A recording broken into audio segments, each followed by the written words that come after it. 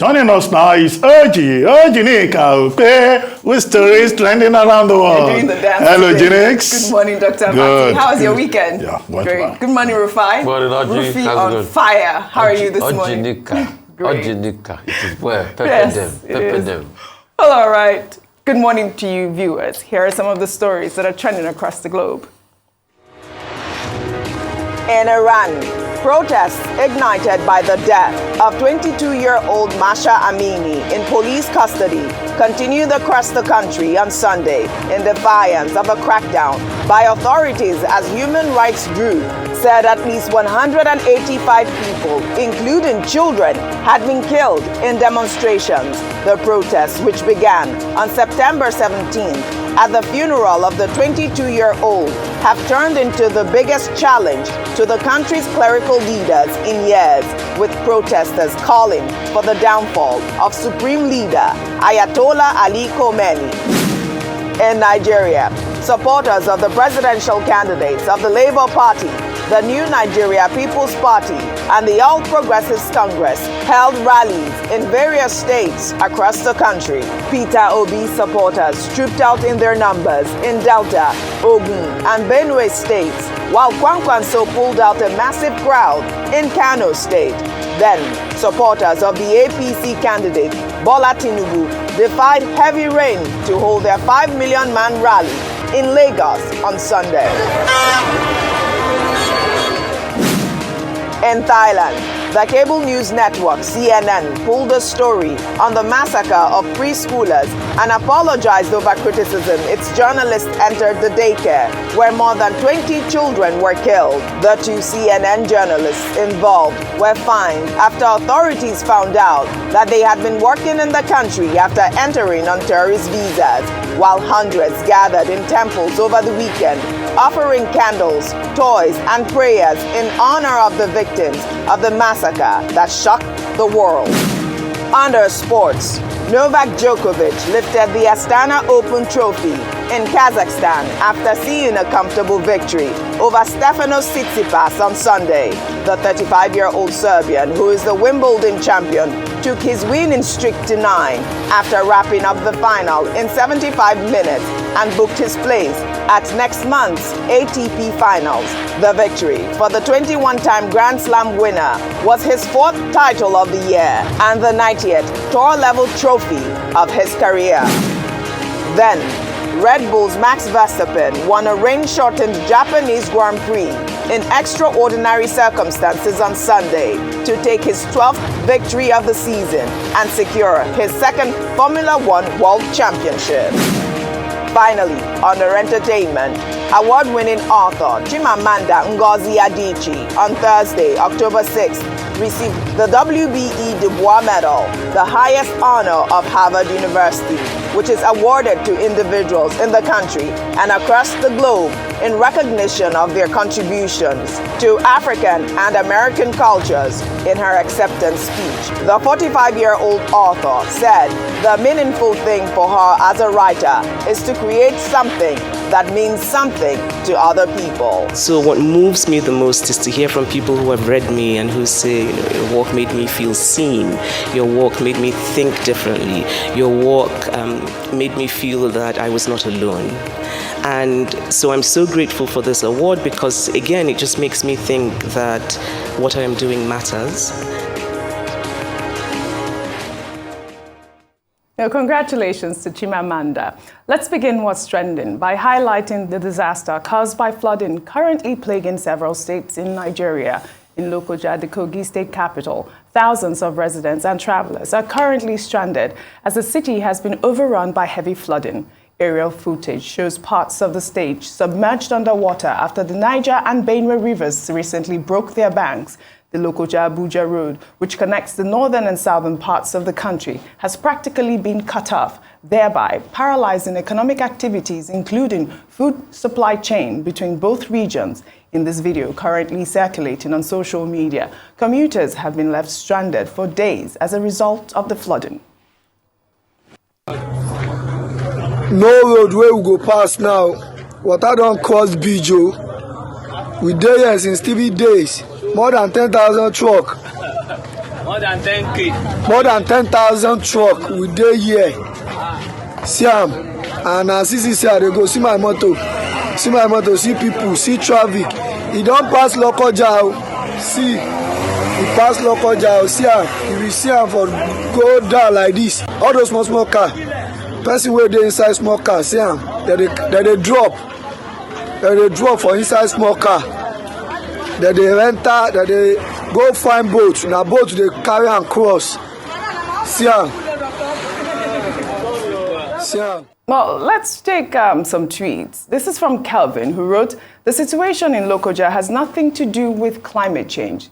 It is a failure of foreign policy to Cameroon and the greed that has led governors to eat the ecological funds meant to either build a dam to break the current or an engineering solution to divert the flow. The Cameroonian government opens the Lagdo Dam in northern Cameroon and empties it into the Benue tributaries, and you have the situation like it is today.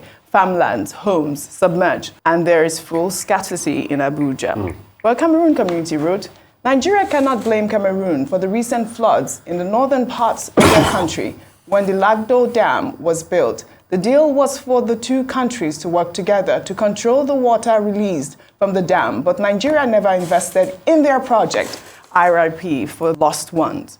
Well, in another development, residents of Abacheke community in Imo State over the weekend appealed to the federal government to come to their aid following a flooding incident that submerged houses and farmlands. The traditional ruler of the community, Ikeji Bright, during an assessment with the National Emergency Management Agency, said residents of the community, mostly farmers and fishermen, have lost their lives, homes, as well as their means of livelihood. The residents now use boats to navigate areas that were formerly dry land. Local authorities say the loss of food items and farmlands to the flood could result in extreme hunger and starvation.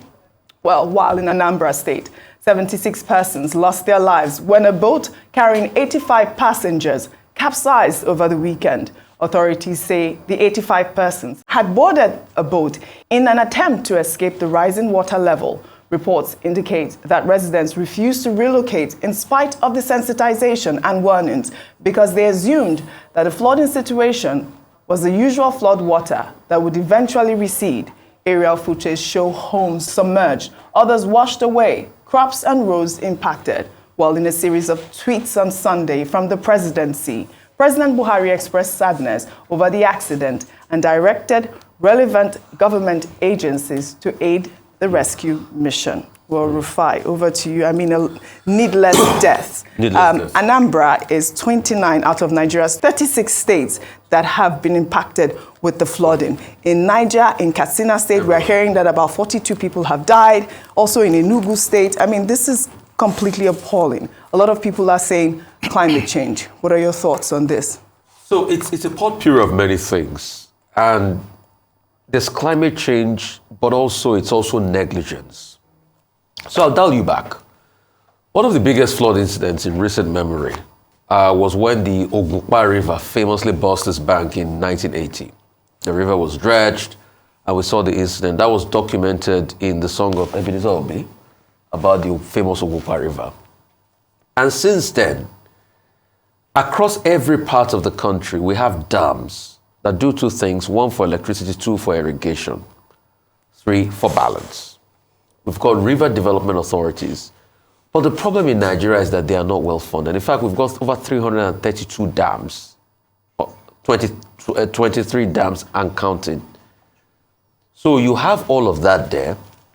And this Laredo Dam in Cameroon, when it's open, it goes through the Benue water tributary like that message did say. But what happens is that there's now the high volume of water that peaks at about 12 meters, and it flows, and there's a confluence between the Benue and the Niger River in Kogi. And that's why you see that Kogi is the impact point of the flooding. Because when the Benue carries the water from the Laredo Dam overflowing, it meets the Niger River in Kogi, the confluence town. Hence, Kogi is called the confluence state. Kogi is overflooded. Then it also takes that water from the Niger and it floods the coastal line across the Niger state. And that's why you see in states like Anambra is inundated. Anambra is just close to the Niger. You also have states like Bayelsa here. In fact, schools have to be closed, for Bayelsa and some other parts like that. And it's snowballing to every area. So there is that part of the argument that says that we need a lot of river engineering. We need to invest in our dams. There are many dams that have been built, but what is the state now? We remember Ashejire, we remember the Ikere Gorge Dam out of, areas of Oyo that have been left behind and all of that. And this has been a ticking time bomb. And that's why this is where negligence comes in. As at 2012, that the Laredo Dam was opened, something like this happened. In fact, I remember then vividly that Nimo Bassey wrote an extensive article in the African Report about this. Since then, nothing has been done. Our own counterpart to all of this has not been done. So it's a cocktail of the negligence and not doing what is right and not standing up. So the Laredo problem is not a new problem. The Laredo Dam will always be opened. What have we done on ground to be able to save our society? The impact on the economy. I was in Abuja over the weekend.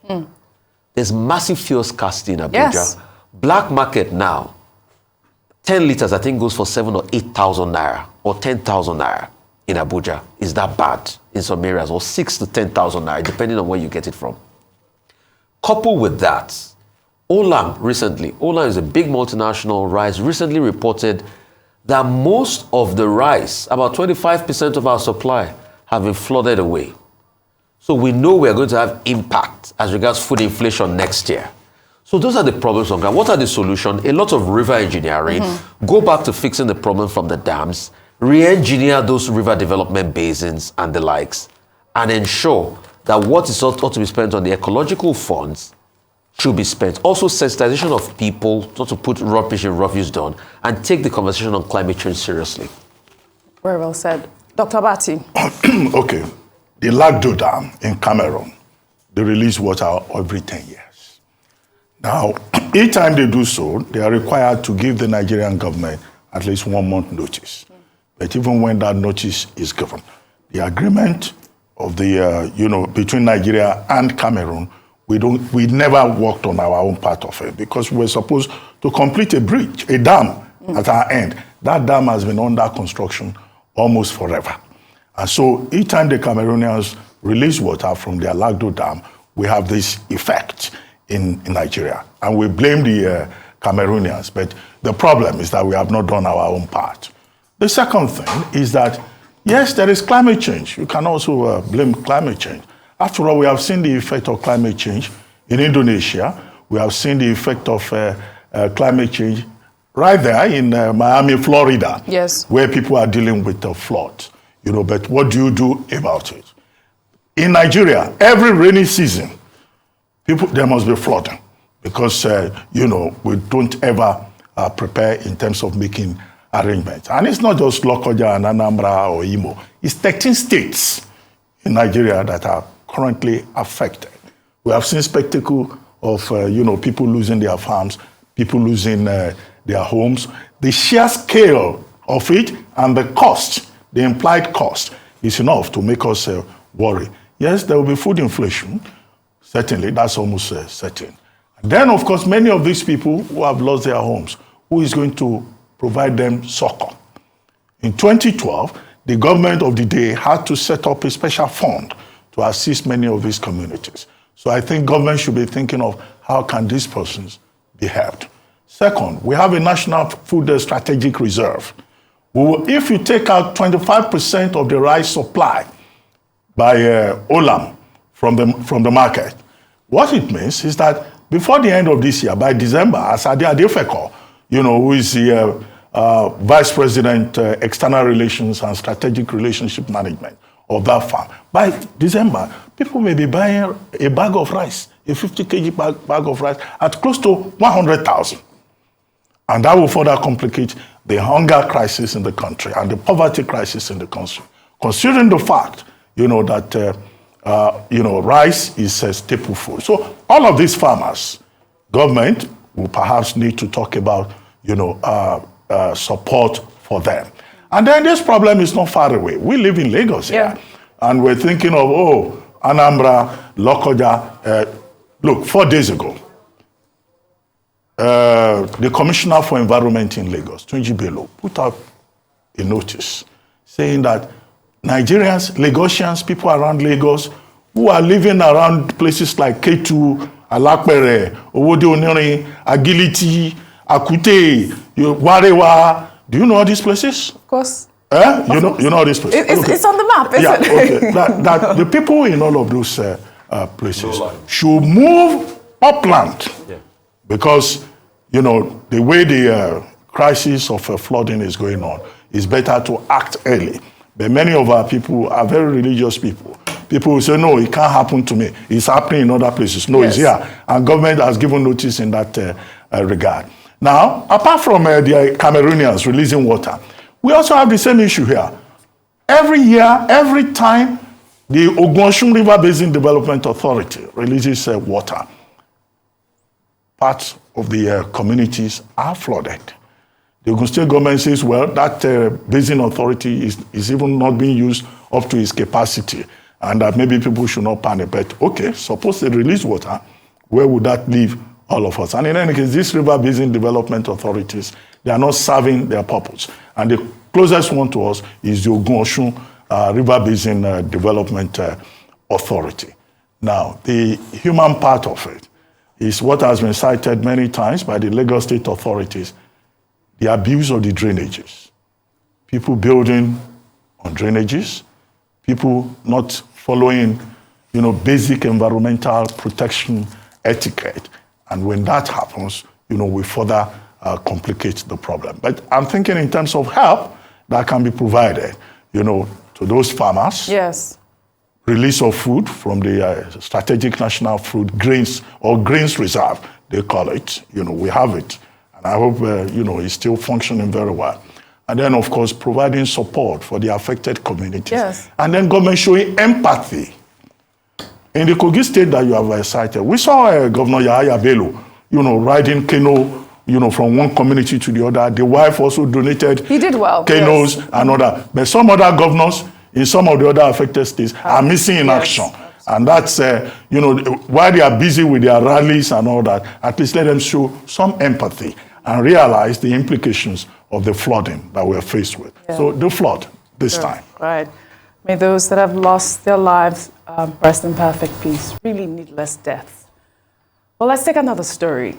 This time in the Philippines, a video showing a group of Nigerian cadets under the Nigerian Seafarers Development Program protesting at the Nigerian Embassy in Manila over alleged refusal by the diplomatic mission to listen to their grievances against the Nigerian Maritime Administration and Safety Agency is making the rounds on social media. Well, in the video, which is now gone viral, the cadets alleged that they had been abandoned by NIMASA, adding that they had been in the country for about 10 years. They condemned the embassy for failing to grant them audience. Well, let's take a quick look at the video before we come back for a discussion. So you are telling us that the Nigerian embassy has denied its citizens, right? Yes. Video him. Video you, sir. Video both of us. He is telling us we are cadets, sponsored by the Nigerian NIMASA, and now they are telling us that the Nigerian embassy has denied us in a foreign land. NIMASA is not replying us. We are the embassy. Now the security is stopping us. You can see the security guys are blocked us. You can see our colleagues. We are all there. They have stopped us from going to the embassy to complain our problems and our needs at the embassy.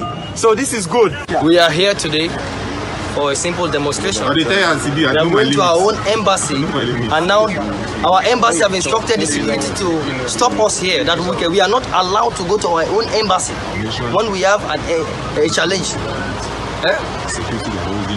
Now the Philippine security is holding us to go to our own embassy, Nigerian embassy, because it is our embassy that have given them the right and have the instruction that we should not be allowed. How can I not be allowed to go to my embassy when I have a challenge? And I want to use this medium to pour out the challenge we are facing here. 10 years ago, we were sent to the Philippines to study marine engineering and marine transportation under a NIMASA NSDP scholarship. 10 years ago, and this is a scholarship that was supposed to last for 4 years. 3 years in school, 1 year in the ship, then I come back to write my exam and finish it. But this has stayed long for 10 good years. I have wasted my life, my 10 years of my life. Dr. Baturufai, I thought it was important to highlight this story. NIMASA has responded and they are sending a delegation over to Thailand to really find out what is going on with the situation here. Well, just to complete the story, yes. if we have time. Go ahead. Yeah, the embassy in Manila says that, look, according to the rules in the Philippines, in Manila particularly, that, you can't just organize a protest. You have to give notification of the protest. And that no notification was given, that even the embassy was not informed of the visit. But that should be no excuse, because they went further to now say that they later met with them, with the students. But of course, apparently there wasn't a very good communication. And that's something that the embassy, either in the Philippines or anywhere, representing Nigeria should address. Because after all, we're told that the citizen diplomacy is something that is very important to the Nigerian government. That scheme was created in 2009 because of the shortage of seafarers in Nigeria's maritime sector. So these students were given some kind of scholarship. I think it's very embarrassing that someone will go for a 4-year program in a university, but because your country is not supporting you, you stay there for 10 years. That was what got me. And it's not only in the Philippines that this is happening. Many other students that have been sent for training in other parts of the world, they have similar problems. In a country that used to take scholarship grants for Nigerians, for both students sent abroad and even the ones studying here. When we were undergraduates, some states used to pay bursary, and they will give you the bursary just to support you. But these days, well, the less we say about the education sector in Nigeria, the better, because that's one major problem that we have, as has been well illustrated even with the crisis with ASU. But it's good that NIMASA says they will send a delegation to meet with the students, and we hope that their grievances will be addressed. Yes, I wish we had more time, Rufai. Well, thank you both for a great analysis as always. Well, that's all I have for you on What's Trending today. I'll see you tomorrow.